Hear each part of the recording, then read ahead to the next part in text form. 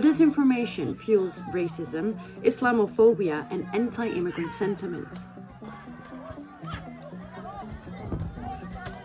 Anti-migration and far-right protesters have been smashing windows, destroying Muslim-owned businesses, attacking journalists and people of color. A BBC reporter referred to the protest as the pro-British march on one side of the town hall here. These pro-Britain protesters beat up police officers, put 50 of them in the hospital, yet the British public broadcaster called the rioters the pro-British march. So, let's talk about these pockets of disorder. We're a dying breed, the British public. These violent scenes were followed the tragic Southport stabbing, where 11 children and 2 adults were stabbed, resulting in the deaths of 3 young girls after a children's dance and yoga session. The almost 18-year-old attacker, Axel Rudakabana, was arrested, grew up in Cardiff, and his family had migrated from Rwanda. Police have launched straight into their standard operating procedures for covering up for illegals. Number 1, hide the identity of the attacker. Number 1. The name of the attacker wasn't revealed because the attacker is 17 years old.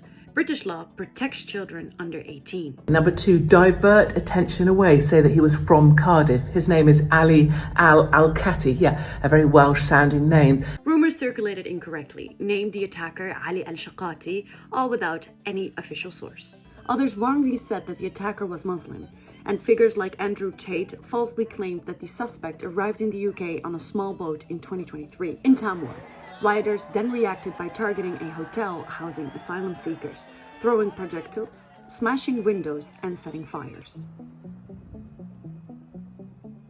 Tommy Robinson, whose real name is Stephen Yexley Lennon, a far-right anti-Islam campaigner, told his almost 900,000 ex-followers that this is, quote, more evidence to suggest Islam is a mental health issue rather than a religion of peace.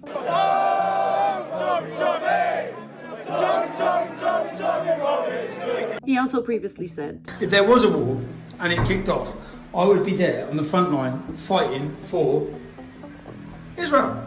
Supporters of the English Defence League, EDL, that Robinson co-founded, is known for prominently displaying Israeli flags at its rallies to symbolize opposition to Islam and align with pro-Israel sentiments. Mark Owen Jones, an associate professor of digital humanities of Northern West University in Qatar, said, So I tend to download tweets from Twitter or X, and what I do is I analyze all these posts to see who is spreading disinformation and to see what kind of disinformation or hate speech they're spreading.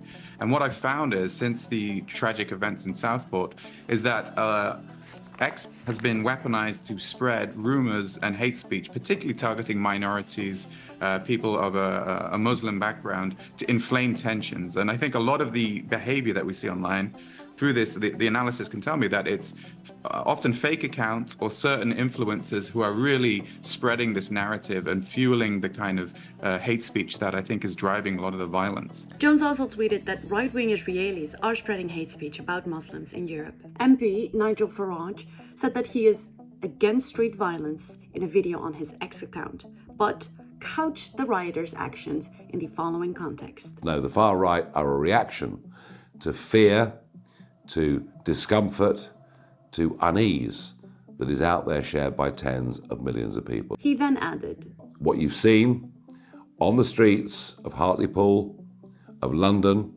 of Southport is nothing to what could happen over the course of the next few weeks. Let's have proper law and order. So why the threat, Nigel, if all you are concerned about is law and order?